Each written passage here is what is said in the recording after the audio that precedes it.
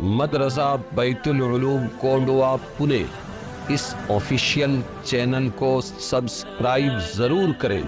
یاد رکھیے، اس سے کسی ایک شخص کو نہیں، پورے مدرسے کو فائدہ ہوگا اور آپ کو اجر عظیم ملے گا۔ جو آیتیں پہلے ہوئی ہیں اس کی تفسیر اور تشریح چل رہی ہے۔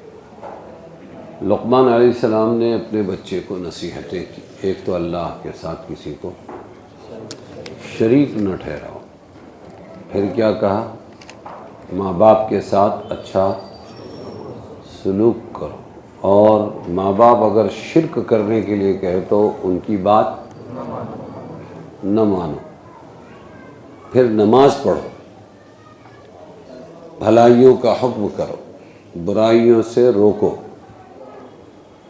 اور جو مصیبت دنیا میں آئے اس پر صبر کرو، واصبر علی ما اصابک۔ اور یہ سارے کام کیا ہیں؟ ہمت کے کام ہیں۔ ان ذالک من عزم الامور، یہ ہمت کے کام ہیں۔ پھر کیا فرمایا؟ اگر کوئی چیز کہیں پتھر کے اندر بھی رائی کے برابر چھپی ہو خیر یا شر کی تو اللہ اس کو بھی سامنے لائے گا حساب کتاب کے لیے۔ اور کیا فرمایا؟ کیسے چلو؟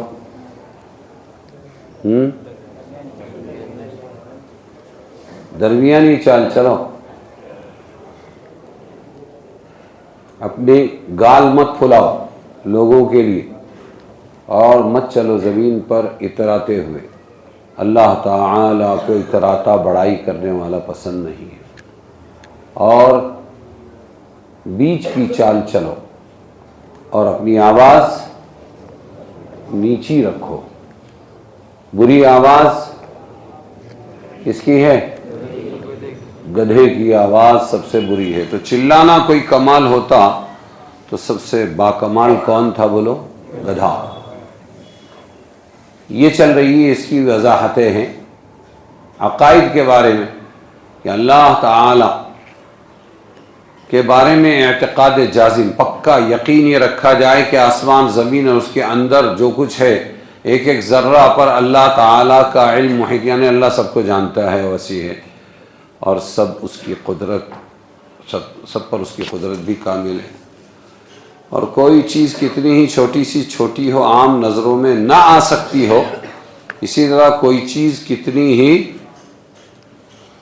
دور دراز پر ہو، اسی طرح کوئی چیز کتنے ہی اندھیروں میں، پردوں میں، اللہ تعالیٰ کے علم و نظر سے نہیں چھپ سکتی، اور وہ جس کو جب چاہے جہاں چاہے حاضر کر سکتا ہے، یہ بھی بتلایا۔ یا بنی انہا ان تک مثقال حبۃ من خردل۔ اور تیسری وصیت لقمان علیہ السلام نے اصلاح عمل کی کہا کہ نماز، کہ نماز کی پابندی کرو، اس لیے کہ نماز پڑھو، اس کا مطلب نماز پڑھے گا آدمی تو خود بخود دوسرے اعمال بھی اس کے درست ہوتے جائیں گے۔ ان الصلاۃ تنہی عن الفحشاء والمنکر، نماز قائم کرو۔ نماز پڑھنا ایک الگ بات ہے، ڈھکیل دینا، نماز کو قائم کرنا تمام شرائط اور آداب کے ساتھ، اس کا اثر، اس کا وعدہ الگ ہے۔ چوتھی وصیت لقمان علیہ السلام نے کی، یہ اجتماعی دین ہے، یہ نماز وغیرہ کے ذریعے تم اپنی اصلاح، اپنے عمل کی اصلاح تو کرو گے، لیکن ہماری ذمہ داری اچھے عمل کر کے اچھا بندہ بننے کی دعوت بھی دینا ہے۔ کیا کرنا ہے؟ اس کے لیے فرمایا وَأْمُرْ بِالْمَعْرُوفِ، بھلائیوں کا حکم کرو، برائیوں سے روکو۔ یہ کیا ہے؟ بھلا بندہ بننے کی۔ تو ہماری دو ذمہ داریاں ہیں، ایک بھلے بندے بنو، اور دوسرے بھلے بندے بننے کی دعوت دو۔ سمجھ میں آیا کہ نہیں آیا؟ پہلے کو عبادت کہتے، دوسرے کو دعوت کہتے ہیں، یہ بھی اس میں بتلایا۔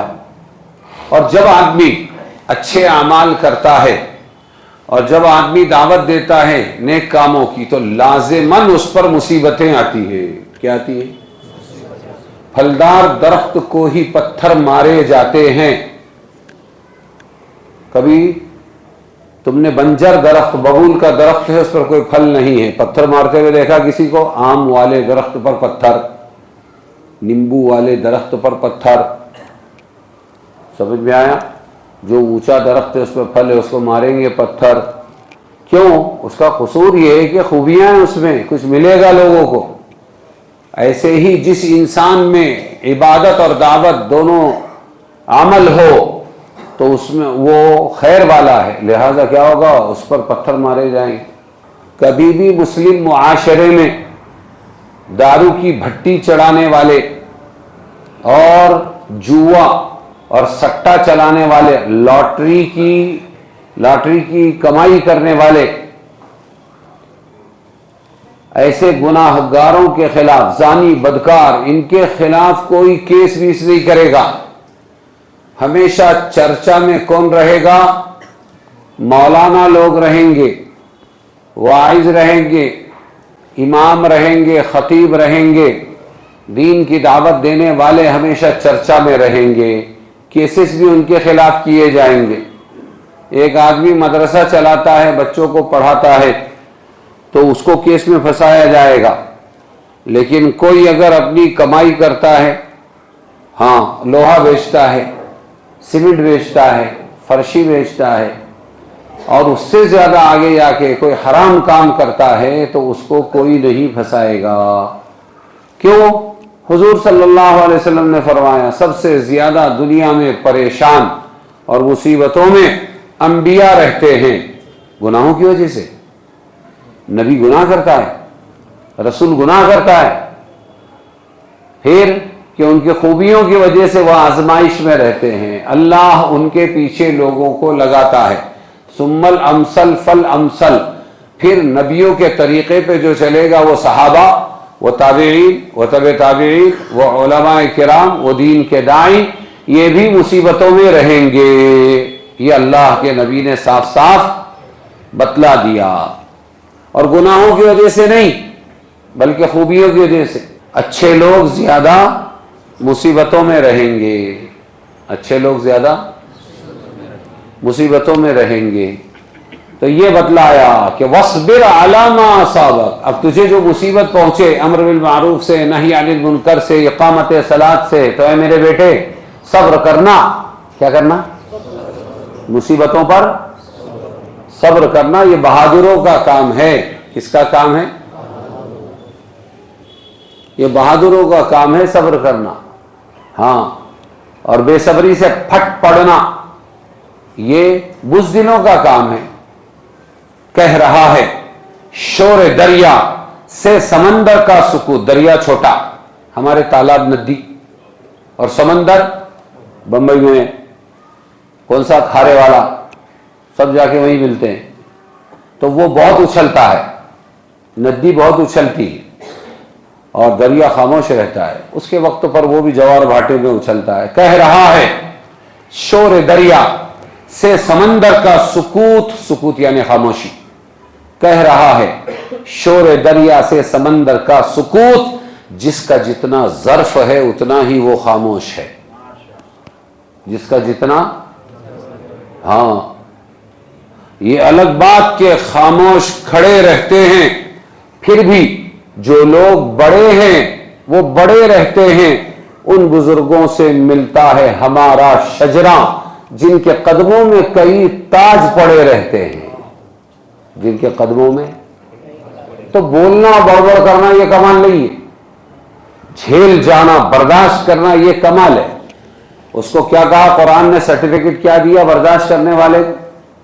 بولو، ان ذالک من عزم الامور، یہ ہمت کے کاموں میں سے ہے. نبیوں نے زندگی ہمت کی گزاری ہے نا. یہ نہیں کہ خاموش رہنے والا کمزور ہے، خاموش رہنے والا بول نہیں سکتا، خاموش رہنے والے کے پاس جواب نہیں ہے. خاموش رہنے والا شریف ہے. کیا ہے؟ ہاں شریف ہے.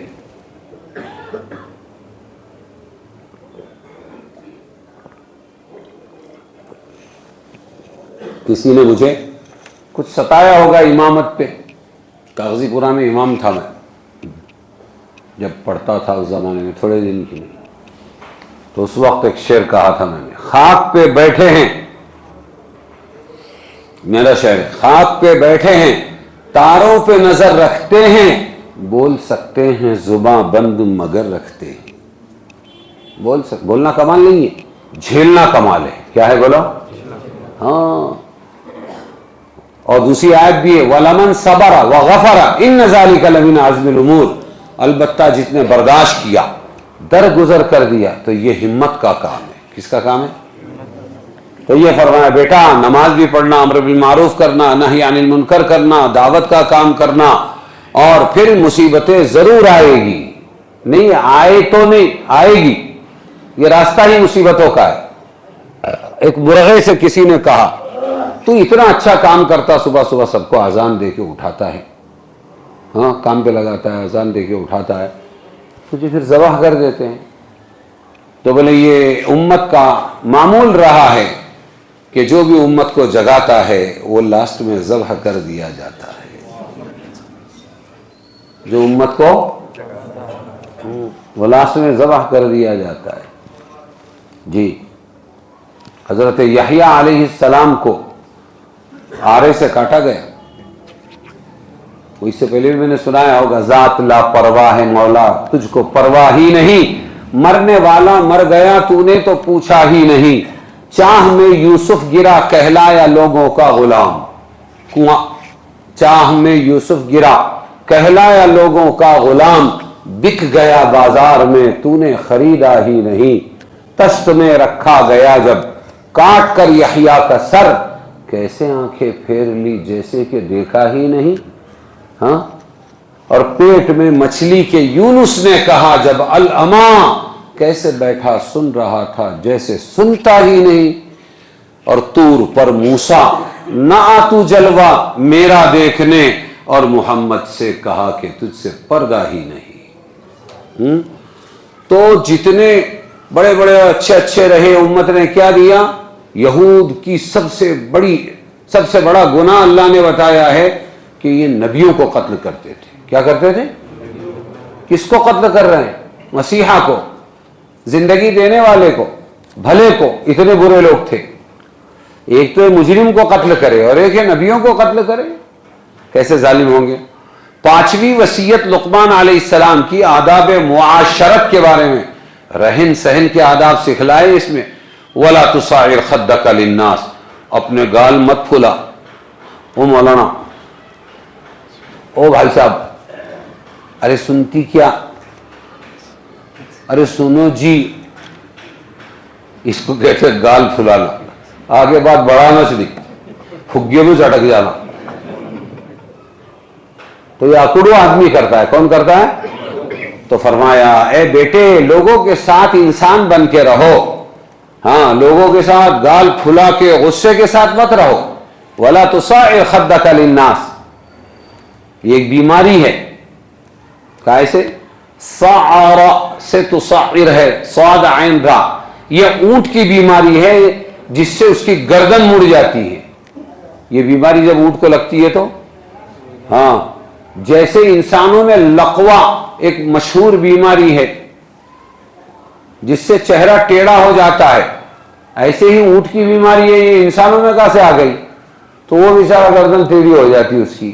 تو یہ گال پھلانے والا بھی ٹیڑھا ہو جاتا. اس کو سیدھی سیدھی بات کرتے ہیں، آئیے تشریف لائیے چائے پیجیے،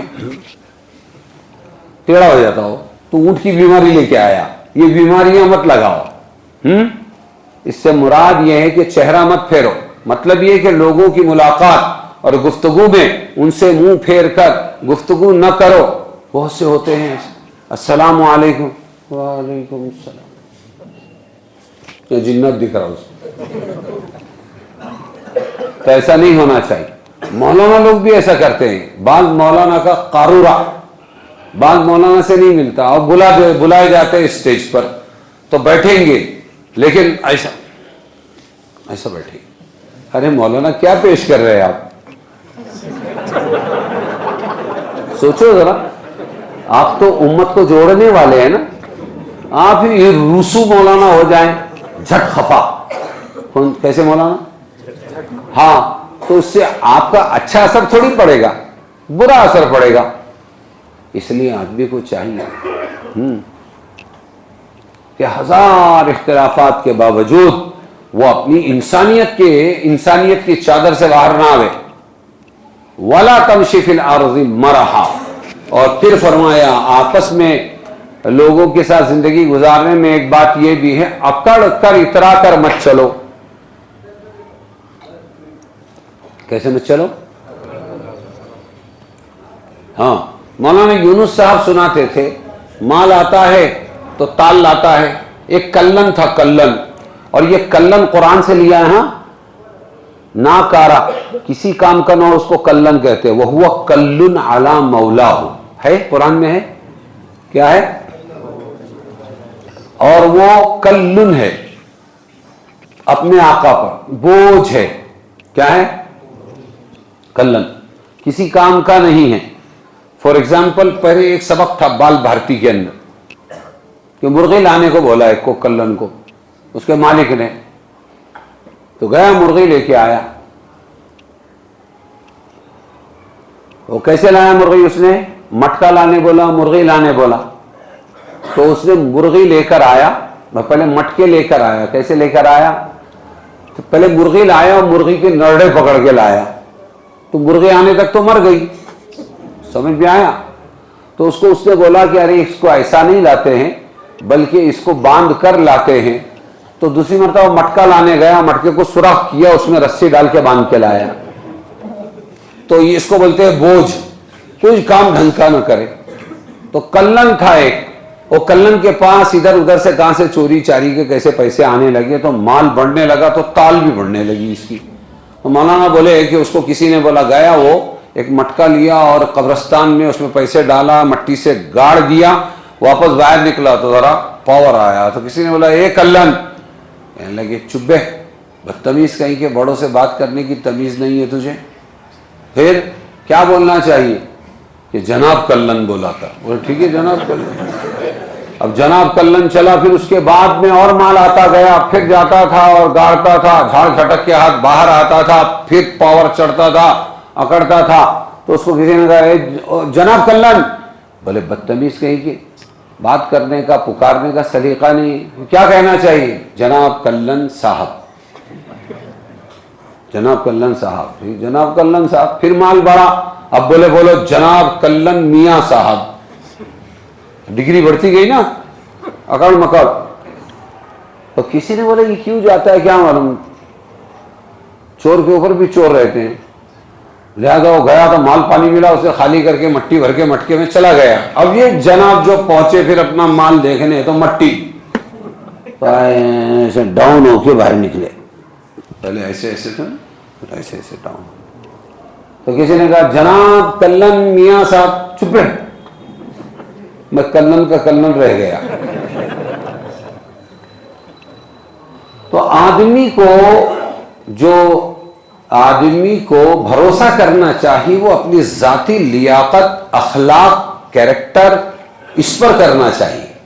یہ مال کا تال، یہ سب باہر کی چیزیں ہیں، یہ آنی فانی چیز ہے. اکڑتا کیوں ہے؟ جوانی پر اکڑتا ہے، طاقت پر اکڑتا ہے. یہ سب ختم ہو جائے گی یہ چیزیں.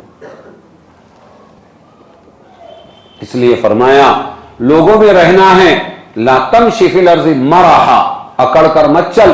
اللہ تعالیٰ نے سارے عناصر سے پست افتادہ بنایا ہے تجھے. تو اسی سے پیدا ہوا، اسی پر چلتے پھرتے ہو. اپنی حقیقت کو پہچانو. زمین جو ہے اللہ تعالیٰ نے زمین بنایا، زمین پہ چلتے ہو تو اپنی حقیقت کو پہچانو، اترا کر نہ چلو جو متکبرین کا طریقہ. اسی لیے اس کے بعد فرمایا ان اللہ لا یحب کل مختال فخور، اللہ کو اکڑنے والا، فخر کرنے والا پسند نہیں ہے. پھر فرمایا وقصد فی مشی کا، چال میانہ ہو، عورتوں جیسی نازنینہ چال بھی نہ ہو. اتنے نرم ہو گئے کہ نازنینہ چال چل رہے، سمجھ میں آیا؟ وہ بھی غلط. اور اکڑ کے متکبرین کی طرح چل رہے، یہ بھی غلط ہے.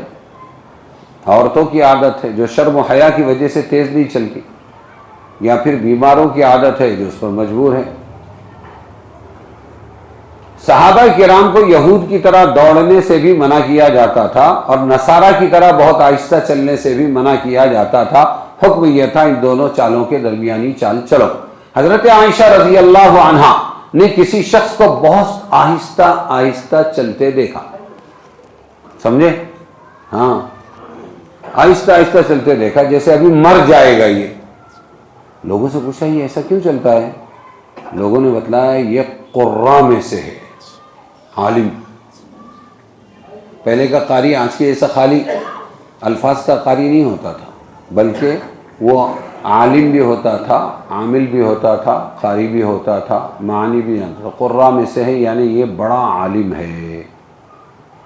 اس زمانے میں قاری جو تلاوت کی صحت کے ساتھ، آداب کے ساتھ قرآن کا عالم بھی اس کو کہا تھا. مطلب یہ تھا کہ یہ کوئی بڑا عالم قاری ہے، اس لیے ایسا چلتا ہے. حضرت عائشہ سے کسی نے کہا، اس پر حضرت عائشہ نے فرمایا عمر ابن خطاب اس سے بڑے عالم تھے. کیا فرمایا؟ عمر ابن خطاب اس سے بڑے عالم تھے، مگر ان کی عادت تھی جب چلتے تو تیز چلتے تھے. ہمارے نبی بھی کیسے چلتے تھے؟ تیز چلتے تھے. ہاں، یعنی ایک دم نازنینہ چال نہیں چلتے تھے. اور جب وہ بات کرتے تو اس طرح کہ لوگ اچھی طرح سن لے. ہاں، ایسا کرتے تھے، پوچھنا نہیں پڑے کہ یہ کیا بول رہے ہیں.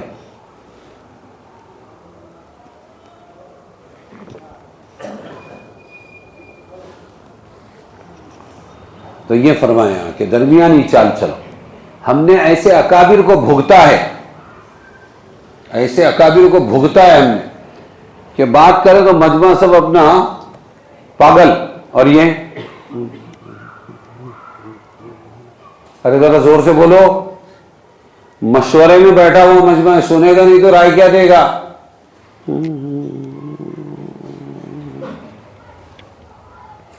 اور جب دم پہ پیر پڑی ہو کسی نے بات نہیں مانا تو ہم نے اس آدمی کو گدھے کی طرح چیختے ہوئے بھی دیکھا ہے. مرکز نظام الدین سے عملہ آیا تھا، پردے رہتے، پردہ کیا آواز روکے، ادھر مشورہ چل رہا، گدھے کی طرح جو چلایا ہے تو بیچارے مرکز نظام الدین کے اکابر پریشان کی یہ کیا ہو گیا. ایسے ہی دیکھے ہم نے، ایسوں کے ساتھ ہماری زندگی گزری. تو ایسا نہیں ہونا چاہیے. بات کرو تو منہ کھول کے کرو، اور چلو تو نازنینہ چال مت چلو. خدا جب حسن دیتا ہے نزاکت آ ہی جاتی ہے، قدم گن گن کے چلنے سے کمر بل کھا ہی جاتی ہے. سمجھ میں آیا؟ تو درمیانی چال چلنا چاہیے، نہ عورتوں کی طرح اور نہ جانوروں کی طرح. یہ بتلایا گیا. وَغْضُضْ مِنْ صَوْتِكَ، اور ایک آپس میں رہنے، آداب معاشرت کا اصول یہ ہے اپنی آواز پست رکھو. آواز کیسے رکھو؟ ایک اجتماع میں تھے ہم، سفروں میں چلتے تھے، آخری سفر تھا میرا، پھر میں تو بیٹھ گیا، چھوڑ دیا. ایک جگہ گئے ہم اور شاندار شامیانہ اکابر کے لیے بہت اچھا 14 ڈشز بنے ہوئے تھے. تو بولے کہ شان سے ہم نے تو اورنگ آباد سے ٹیم منگائی ہے کھلانے کے لیے، اور ٹینڈر دے دیا کس کو؟ ایک بیچارے سیٹھ صاحب کے نوجوان بیٹے کو. دین سے کوئی لینا دینا نہیں، تبلیغ کو گروی رکھ دیا.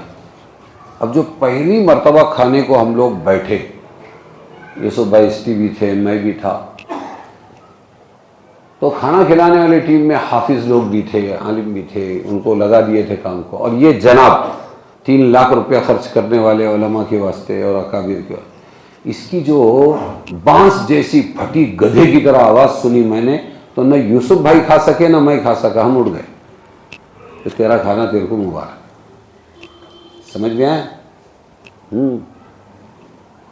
گدھے کی طرح آواز. احسان او حافظ جی ادھر دو، او حافظ صاحب ادھر دو، یہ کرو وہ کرو. ارے انسان بنو، چلاتے کیوں؟ تو نہیں کھایا گیا. تو یہ کہہ رہے ہیں وَغْضُضْ مِنْ صَوْتِكَ، اپنی آواز کو پست رکھو. پست کرنے سے یہ مراد ہے ضرورت سے زیادہ بلند آواز نہ نکالو اور شور نہ کرو. جیسا ابھی حضرت فاروق اعظم کے بارے میں حضرت عائشہ رضی اللہ عنہا نے بتایا کہ وہ بات سمجھا دیتے تھے، اس طرح بات کرتے تھے. إِنَّ أَنْكَرَ الْأَصْوَاتِ لَصَوْتُ الْحَمِيرِ، اور اگر کسی کو بہت پسند ہے چلا کے بات کرنا زور سے، تو سن لو کہ تمہارا ہیڈ ماسٹر کون ہے؟ گدھا. پھر بولو کہ گدھے کی آواز بہت اچھی، ڈھینچو ڈھینچو کرتا ہے. یہاں آداب معاشرت میں 4 چیزیں ذکر کی گئی ہے. ایک تو یہ کہ لوگوں سے گفتگو ملاقات میں تکبر نہ کرو، منہ پھیر کر بات نہ کرو. دوسرے، زمین پر اترا کر نہ چلو. تیسرے، درمیانی چال چلنے کی ہدایت. چوتھے، بہت زور سے شور مچا کر بولنے کی ممانعت. اور یہ سب حضور کی عادتیں تھیں، اچھی عادتیں حضور کی.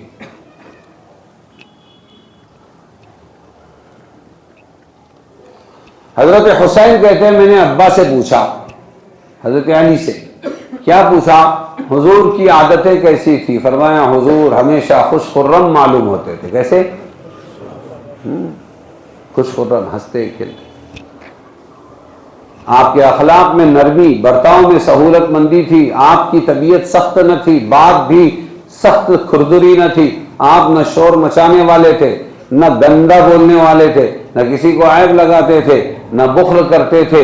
جو چیز دل کو نہ بھاتی اس کی جانب سے غفلت برتتے تھے، مگر دوسرے کو اس کی طرف سے نا امید بھی نہ کرتے تھے. جو چیز دل کو نہیں اچھی لگی تو وہاں دھیان نہیں دیتے تھے، لیکن دوسروں کو نہیں ٹوکتے تھے. اپنا عمل یہ تھا. فار ایگزامپل، کھانے میں بھی عیب نہیں لگاتے تھے. تو مثال کے طور پر کھانا کھا رہے ہیں، بیوی بچہ یا دوست لوگ وغیرہ، بال آیا، ایسا اٹھا، بتا ناجائز ہے یہ. تیرے کو بال آیا، بال اٹھا، بازو کو کر دے. بوم کیوں مارتا ہے؟ دوسروں کو کلس کیوں دلاتا ہے؟ دوسروں کی بھی طبیعت کھانے سے ہٹاتا ہے. تو یہ کمال نہیں ہے کسی کا بال بتانا، عیب بتانا. خاموشی سے سائڈ میں ہٹا دو. تم کو نہیں کھانا ہے مت کھاؤ، دوسرے کھا رہے ہیں ان کو تو کھانے دو. بال ہو گیا، کھلا ہو گیا، کوئی اور چیز ہو گئی. سمجھ میں آیا؟ یہ ہے حضور کا وہ عمل. کوئی چیز پسند نہ آتی تو آپ نہ کھاتے، لیکن کچھ بولتے نہیں تھے، خاموش رہتے. ہم جاہل لوگ ہیں. تو فرمایا کسی کو عیب نہ لگا، نہ بخل کرتے. جو چیز دل کو نہ بھاتی اس کی جانب سے غفلت برتتے تھے، بس درگزر اوائڈ کرتے تھے، مگر دوسرے کو اس کی طرف سے نا امید بھی نہ کرتے تھے. اگر حلال ہو اور اس کی رغبت ہو، اور جو چیز اپنی مرغوب نہ ہو، اپنے کو پسند نہ ہو، دوسرے کے حق میں اس کی کاٹ نہ کرتے تھے. ہمارا ایسا ہے، دل آیا گدھی پر تو پری کیا چیز ہے. ہمارا یہ حال ہے. اپنے کو ایک چیز پسند آ گئی، کریلا. کیوں؟ ڈائبٹیز ہے. وہ کریلے کے فضائل، کریلا ایسا ہے اور مریلا دل زندہ کرتا ہے اور یہ ہے اور وہ ہے، اور بہترین حلوہ ہے گاجر کا، لیکن اپن نہیں کھاتے شوگر وغیرہ کی وجہ سے. وہ گاجر ایسا ہوتا ہے، لال ہوتا ہے اور بڑا مستی والا ہوتا ہے، اور اس کے اندر بہت جو ہے شکر ہوتی ہے. ارے کائے کو بوم بلتا، کھاتا کھا نہیں تو چپ بیٹھنا. تو یہ بتا رہے ہیں نہ دوسرے کے حق میں اس کی کاٹ نہ کرتے تھے جو اپنے کو پسند آ، بلکہ خاموشی اختیار فرماتے تھے. 3 چیزیں آپ نے بالکل چھوڑ رکھی تھی: جھگڑنا، تکبر کرنا، جو چیز کام کی نہ ہو اس میں مشغول ہونا. فضول باتوں سے بچتے تھے. سمجھ میں آیا کہ نہیں آیا؟ ہاں. آگے کی آیتیں ہیں. کیا تم نے نہیں دیکھا کہ اللہ نے کام میں لگائے تمہارے جو کچھ ہے آسمان اور زمین میں؟ جو کچھ آسمان اور زمین میں تمام چیزیں اللہ نے تمہارے کام میں لگایا ہے انسانوں، اور پوری کر دی تم پر اپنی نعمتیں کھلی اور چھپی. وَأَسْبَغَ عَلَيْكُمْ نِعَمَهُ ظَاهِرَةً وَبَاطِنًا، پوری کر دی تم پر اپنی نعمتیں کھلی اور چھپی. اور لوگوں میں ایسے بھی ہیں جو جھگڑتے ہیں اللہ کی بات میں، نہ سمجھ رکھے، نہ سوجھ اور نہ روشن کتاب. یجادل فی اللہ، اللہ کی بات میں جھگڑے کرتے ہیں وہ، حالانکہ ان کو خود سمجھ نہیں ہے، لیکن جھگڑا کریں گے. اور جب ان کو کہیں آپ چلو اس حکم پر جو اتارا اللہ نے، تو وہ کہیں نہیں، ہم تو چلیں گے اس پر جس پر پایا ہم نے اپنے باپ دادوں کو، بت پرستی، شرک وغیرہ. بھلا باپ دادوں کو پایا ہم نے، اس پر چلیں گے. وَلَوْ كَانَ الشَّيْطَانُ يَدْعُوهُمْ، بھلا جو شیطان بلاتا ہو ان کو دوزخ کی طرف، تو بھی باپ دادوں کے طریقے پر ہی چلیں گے. اور جو کوئی تابع کرے اپنا منہ اللہ کی طرف اور وہ ہو نیکی پر، تو اس نے پکڑ لیا مضبوط کڑا، بالعروۃ الوثقی. جو کوئی کیا کرے، اپنا منہ اللہ کی طرف کرے اور ہو وہ نیکی پر تو اس نے مضبوط کڑا پکڑ لیا اور اللہ کی طرف ہے آخر ہر کام کا آخری انجام اللہ کی طرف ہے۔ ومن کفر، اور جو کوئی منکر ہوا تو آپ غم نہ کھائیے اس کے انکار سے، ہماری طرف پھر آنا ہے، اس کو پھر ہم جتلا دیں گے ان کو جو انہوں نے کیا۔ یہ جو انکار کر رہے ہیں اللہ کا، ایک اکیلے اللہ کو ماننے کا، اللہ پر ایمان لانے کا، اللہ فرماتے تم غم نہ کرو، آئیں گے ہمارے پاس ہی آئیں گے، پھر ان کو ہم جتلا دیں گے جو انہوں نے کیا۔ البتہ اللہ جانتا ہے جو بات ہے دلوں میں۔ یہ تو کچھ بھی نہیں ہے، کسی کھیت کی مولی نہیں، یہ اللہ کو نہ ماننے والے، ان کا باپ کا باپ، ان کا دادا فرعون جیسا، فرعون بھی لاسٹ میں کلمہ پڑھ کے مرا لیکن وہ کلمہ اس کے کام نہیں آیا۔ میں بنی اسرائیل موسیٰ ہارون کے رب پر ایمان لے آیا، قرآن کہتا ہے، اس کے ایمان قبول کرنے کا سرٹیفکیٹ قرآن میں ہے، لیکن اللہ تعالیٰ نے یہ کہہ کے دھتکار دیا، الآن وقد عصیت، اب پڑھتا ہے کلمہ، اب تک تو نافرمانی کرتا تھا، آج ہم عبرت بنا دیں گے۔ تو یہ جو خر چلتا ہے نا نرڈے کے اندر، غرغرے کی حالت جس کو کہتے ہیں، وہ غرغرے کی حالت کا نہ ایمان قبول ہے نہ کفر قبول ہے۔ اگر کسی پکے مومن نے گھبراہٹ میں غرغرے کے عالم میں کہہ دیا میں اللہ کو نہیں مانتا، تو بھی وہ مسلمان ہی مرے گا، اللہ ظالم نہیں ہے، اس کی کنڈیشن نہیں ہے۔ اور اسی کنڈیشن کے اندر اگر فرعون جیسے نے، یا آج کے جو فرعون ڈیویڈ میں آ رہے ہیں جو آج اللہ کو نہیں مان رہے، اگر کلمہ پڑھ لیا تو میں ایمان لے آیا، وہ بھی معتبر نہیں۔ الآن وقد عصیت، اب پڑھتا ہے، اب تک تو نافرمانی میں زندگی گزارتا تھا، دھتکار دیا جائے گا۔ گیا وقت پھر ہاتھ آتا نہیں، صدا دورہ، اور پوروی میں کیا کہتے ہیں، پوروی میں اب کا ہوت پچھتاوت بھیا، جب چڑیا چگ گئی کھیت، اب پچھتا کے کیا فائدہ۔ تو فرمایا وَإِلَى اللَّهِ وَمَنْ كَفَرَ، اور جو کوئی منکر ہوا تو غم نہ کھائیے اے نبی اس کے انکار سے، ہماری طرف آنا ہے، اس کو پھر ہم جتلا دیں گے جو کچھ انہوں نے کیا۔ البتہ جانتا ہے اللہ جو بات ہے ان کے دلوں میں، کام چلا لیں گے ہم ان کا تھوڑے دنوں۔ ہاں اللہ چھوڑے، اللہ دانا پانی بند نہیں کریں گے، ہم تو سب سے پہلے دانا پانی بند کرتے ہیں۔ اللہ فرماتے ہیں ہم کام چلاویں گے، نمتعہم قلیلا، ہم ان کا کام چلائیں گے تھوڑے دنوں، ثم نضطرہم، پھر پکڑ بلائیں گے ان کو، الی عذاب غلیظ، گاڑھے عذاب کی طرف۔ کہاں لائیں گے ان کو؟ یہ ڈھیل ہے۔ وَلَئِن سَأَلْتَهُم مَّنْ خَلَقَ السَّمَاوَاتِ وَالْأَرْضَ، اور اگر ان کو آپ پوچھے جو انکار کرتے ہیں اللہ کا، آسمان و زمین کس نے پیدا کیے، لَيَقُولُنَّ اللَّهُ، اللہ نے پیدا کیے۔ مشرک بھی کہتا ہے کس نے پیدا کیا؟ قُلِ الْحَمْدُلِلَّهِ، فرما دیجئے الحمدللہ، اتنا بول دیا بس، الحمدللہ، بل اکثرهم لا يعلمون، لیکن وہ بہت لوگ سمجھ نہیں رکھتے۔ للہ ما فی السماوات والارض، اللہ ہی کا ہے جو کچھ آسمان میں زمین میں، ان اللہ، بے شک اللہ تعالی، وہی بے نیاز ہے اور خوبیوں والا ہے۔ تو یہ سب ایمان کی باتیں کر کے اللہ یہ بتاتے ہیں کہ مجھے کوئی ضرورت نہیں، جس کو ضرورت ہے وہ مجھ ایمان لائے۔ ایسا نہیں کہ ہم نہیں مانیں گے تو اللہ آسمان و زمین اللہ کی قدرت سے نکل جائیں گے، وہ اس کے ہیں، رہیں گے۔ اور اگر اللہ فرماتے ہیں اگر جتنے درخت ہیں زمین میں قلم ہوں، وَلَوْ أَنَّ مَا فِي الْأَرْضِ مِن شَجَرَةٍ أَقْلَامٌ، جتنے درخت ہے زمین میں ساری دنیا میں جھاڑ، وہ قلم بن جائیں، وَالْبَحْرُ يَمُدُّهُ مِن بَعْدِهِ سَبْعَةُ أَبْحُرٍ، اور سمندر ہو اس کی روشنائی، یہ سمندر جتنا پانی ہے یہ روشنائی بن جائے، انک بن جائے، اس کے پیچھے 7 سمندر اور ہو، یہ جتنے سمندر ہے دنیا میں اتنے سمندر 7 اور ہو، سب روشنائی بن جائے، ما نفدت کلمات اللہ، نہ تمام ہو باتیں اللہ کی، بے شک اللہ زبردست ہے، حکمتوں والا ہے۔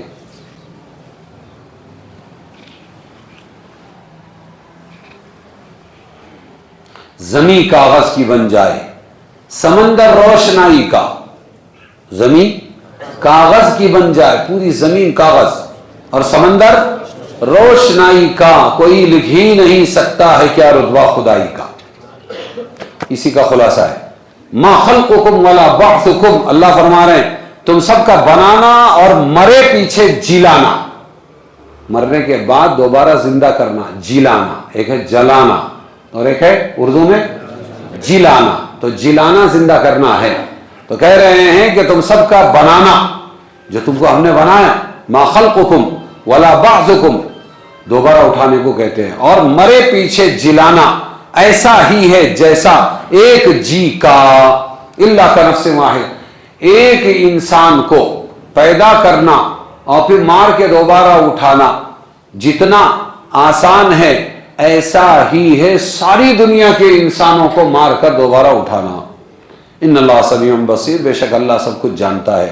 الم ترى، آپ نے نہیں دیکھا، بے شک اللہ داخل کرتا ہے، کیا داخل کرتا ہے؟ رات کو دن میں، اور داخل کرتا ہے دن کو رات میں۔ وسخر الشمس، اور کام میں لگا دیا ہے سورج اور چاند کو بھی اللہ تعالیٰ نے، ہر ایک چلتا ہے ایک مقررہ وقت تک، اور بے شک اللہ تعالیٰ تمہارے عملوں کا خبر رکھنے والا ہے۔ یہ اس لیے کہا کہ اللہ وہی ہے ٹھیک، هو الحق، اللہ وہی ہے ٹھیک، اور جس کسی کو پکارتے ہیں سوائے اس کے وہی جھوٹ ہے۔ اللہ ہی حق ہے، باقی سب جو یہ پکارتے ہیں یہ سب کیا ہے؟ اور قرآن کی ایک آیت میں تو صاف کہہ دیا، ٹوٹل بت پرستی کی، بتوں کے بارے میں کیا کہا؟ ان ہی الا اسماء سمیتموہا، ایک ایک کے بارے میں سوچنے کی ضرورت نہیں۔ یہ لات کون ہے، عزا کون، یعوق کون، یغوث کون، نصر کون، کھنڈوبا کون، بیل کون، سمجھ میں آیا، ناگوبا کون، آگوبا کون، سورج کون، یہ سارے بتوں کی تفصیلات میں جانے کی ضرورت۔ یہ کب سے یلما دیوی ہے، سمجھ میں آیا، یہ کب سے چنے کی اماں ہے، وہ بیلگام میں چنما ہے کیا بیلگام میں؟ ہاں چنما ہے، ہاں چنما چنے کی اماں، اور ان کے بھگوان بھی سرکیلے رہتے ہیں، سنکیشور، مچھیر پھاڑ کرتا رہتا، سنکی ایشور، تو کیا ہو گیا؟ اور مہابلیشور کیا ہے؟ مہابلی ایشور، ارے سمجھے گے نہیں؟ تو ایسے ہی یہ سب ان کی ایک ایک کی تحقیق کرنے کی ضرورت نہیں ہے، قرآن کی آیت پڑھ لو، ان ہی الا اسمان، یہ صرف نام ہے، کیا کہہ رہے ہیں اللہ؟ ان ہی الا اسمان، یہ صرف نام ہے، سمیتموہا، تم نے نام رکھ چھوڑے ہیں، نام کے سوا کچھ نہیں، اس کی یہ تحقیق کے قابل بھی نہیں۔ کتا تحقیق کے قابل، ہمارے والے کو اسے گھوڑے پیر، اوپر باپ نیچے چھوٹا گھوڑا، نانا پیٹ، گھوڑے پیر، گدھا پیر، گدھا مر گیا اب کیا کرنا، اس پہ کام پہ لگا دیا، گدھے کو گاڑا، وہاں اپنا پھول بتی کیا اگربتی چڑھائی، گدھا پیر، اب اس کی تحقیق کریں گے؟ تو یہ کہہ رہے ہیں اللہ حق ہے، اور باقی سب جو یہ پکارتے ہیں سوائے اللہ کے وہ جھوٹ ہے، اور اللہ وہی ہے سب سے اوپر بڑا۔ آپ نے نہ دیکھا کہ جہاز چلتے ہیں سمندر میں اللہ کی نعمت لے کر، لیریکم من آیاتہ، تاکہ دکھلائے تم کو کچھ اپنی قدرتیں، جہاز اللہ چلاتے ہیں اپنے قدرت دکھانے کے لیے، البتہ اس میں نشانیاں ہیں ہر ایک تحمل کرنے والے، احسان ماننے والے کے لیے، صبار شکور۔ وَإِذَا غَشِيَهُمْ، یہ سن لو آیت، اور جب سر پر آئے ان کے موت جیسے بادل، پکارنے لگے اللہ کو خالص کر کے اسی کے لیے بندگی، ایک ایک جو موج آتی ہے تو پورے جہاز کو ڈھانپ لیتی، ادھر سے ادھر چلی جاتی، وہ موت نظر آتی، تو جب موج آئے سر پر جیسے بادل تو پھر پکارنے لگتے کس کو؟ اللہ بچا، اللہ بچا۔ لاک ڈاؤن میں بھی مسلمانوں تم بھی ذرا دعا کرو نا، تمہارے اللہ کو بولو نا۔ امریکہ کے بڑی بڑی بلڈنگوں پر حکومت کی طرف سے لگایا گیا تھا، قرآن یہ کہتا ہے، سمجھ گئے؟ طاعون کے بارے میں حدیث یہ کہتی، کولیرا کے بارے میں حدیث یہ کہتی۔ تو جب مصیبت آتی ہے، لگی پھٹنے لگی بٹنے بولتے ہیں نا، ہاں، تو یہ ہے کہ جب آتی ہے موجیں تو پکارنے لگتے ہیں اللہ کو خالص کر کر اسی کی بندگی، لہ الدین، اب کوئی دوسرا نہیں پکارتے ہو. پھر جب بچا دیتا ہے اللہ ان کو جنگل کی طرف، پانی سے نکال کے خشکی کی طرف، فَمِنْهُمْ مُقْتَصِدٌ، تو کوئی ہوتا ہے ان میں بیچ کی چال پر، وَمَا يَجْحَدُ بِآيَاتِنَا إِلَّا كُلُّ خَطَّارٍ كَفُورٍ، اور منکر وہی ہوتے ہیں ہماری قدرتوں سے جو قول کے جھوٹے ہیں، حق نہ ماننے والے. سمجھ میں آیا کہ نہیں آیا؟ تو اللہ تبارک و تعالیٰ نے کیا کر دیا؟ مسخر کر دیا. اللہ کہہ رہے ہیں آسمان و زمین کے درمیان کی تمام چیزوں کو اللہ نے تمہارے لیے کیا کر دیا؟ مسخر کر دیا، یعنی تابع کر دیا. مسخر کا مطلب کیا ہوتا ہے؟ جی، اللہ نے تابع کر دیا. چل رہا ہے، سورج اپنے وقت پر نکل رہا ہے، دن دے رہا ہے تم کو، رات آ رہی ہے، آرام دے رہی ہے، ہوائیں چل رہی ہے، پانی مل رہا ہے. سمجھ میں آیا؟ ستارے اپنے کام میں لگے ہیں، تمہاری فصلوں کے اگانے میں ستاروں کا اور سورج کا، چاند کا، سب کا اثر ہے. یہ تمہارے سمندروں کے جوار بھاٹے میں ان کا اثر. تو انسان کا تابع بنا دیا آسمان و زمین کی چیزوں کو. یہ بتلا رہے ہیں.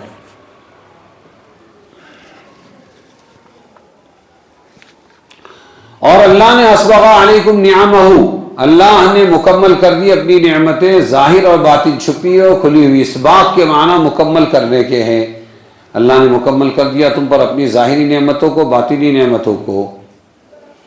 جو انسان کے حواس سے خمسہ سے متعلق ہے، دیکھتا ہے، سنتا ہے، بولتا ہے، پکڑتا ہے، چلتا ہے، حواس سے خمسہ، اس کو بولتے ہیں ظاہری نعمتیں. رزق، مال و دولت، اسباب معیشت، تندرستی، عافیت، یہ سب ظاہری نعمتیں ہیں.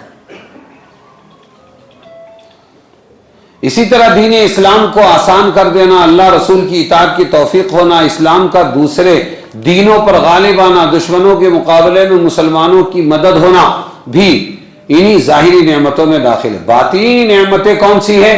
وہ ہیں جو انسان کے دل سے متعلق ہے، جیسے ایمان، اللہ تعالیٰ کی معرفت، علم اور عقل، حسن اخلاق، گناہوں کی پردہ پوشی، ہمارے گناہوں پر جو اللہ نے پردہ ڈالا ہے، جرائم پر فوری سزا نہ ملنا، یہ سب باطنی نعمت ہے. اور پھر وہ ہوا آگے کہ تم اگر اللہ کی تعریف بھی کرنا چاہو تو نہیں کر سکتے. سمجھ میں آیا؟ یہ آیت کیوں نازل ہوئی؟ یہ یہود کے سوال پر نازل ہوئی، اعتراض پر نازل ہوئی. جب اللہ تعالیٰ نے یوں کہا کہ اللہ کے کلمات کیا نہیں ہوں گے؟ کبھی بھی ختم نہیں ہوں گے. وَمَا أُوتِيتُم مِّنَ الْعِلْمِ إِلَّا قَلِيلًا، یہ قرآن کی آیت نازل ہوئی. تمہیں جو علم ملا وہ تھوڑا سا. جب یہ سنا یہودیوں نے، مدینہ طیبہ تشریف لائے تو چند بڑے بڑے عالم یہودیوں کے حاضر ہوئے اور اس کے بارے میں انہوں نے اعتراض کیا کہ آپ جو کہتے ہیں تمہیں تھوڑا علم دیا گیا، یا آپ نے اپنی قوم، وہ جو مکہ کی قوم ہے غیر پڑھی لکھی کافر مشرک، ان کے بارے میں کہا ہے، یا اس میں آپ نے ہم کو بھی داخل کر لیا کہ یہود کو بھی جو علم ملا ہے وہ کم ملا ہے؟ حالانکہ آپ جانتے ہیں، کیا جانتے ہیں؟ تورات ہم کو ملی ہے وہ تبیانا لکل شیء، ہر چیز کو بیان کرنے والی ہے، تو کیا ہم بھی کم علم والے ہیں؟ جب انہوں نے یہ اعتراض کیا تو آپ نے فرمایا وہ بھی علم الہی کے مقابلے میں قلیل ہے. ارے تورات اللہ نے دی ہے تو وہ کیسے اللہ کے علم کے مقابلے میں زیادہ ہو جائے گی؟ تو تم بھی وہی سچ. سمجھ میں آیا؟ کم علم والے ہیں. پھر یہ آیت نازل ہوئی، پھر تورات میں جتنا علم ہے اس کا بھی تمہیں پورا علم نہیں، بقدر کفایت. اس لیے علم الہی کے مقابلے میں ساری آسمانی کتابوں، سب انبیاء کے علوم کا مجموعہ بھی قلیل ہے. اسی کلام کی تائید کے لیے یہ آیت نازل ہوئی، وَلَوْ أَنَّ مَا فِي الْأَرْضِ مِنْ شَجَرَةٍ اقلام والبحر، کہ اگر زمین جو ہے، سمندر جو ہے وہ سیاہی کا، روشنائی کا بن جائے، اور تمام درخت روئے زمین کے کیا بن جائے؟ قلم بن جائے، اور کیا پھر اللہ کے کلمات کو لکھا جائے تو بھی کیا ہوگا؟ اللہ کی باتیں ختم نہیں ہوگی. بات سمجھ میں آئی؟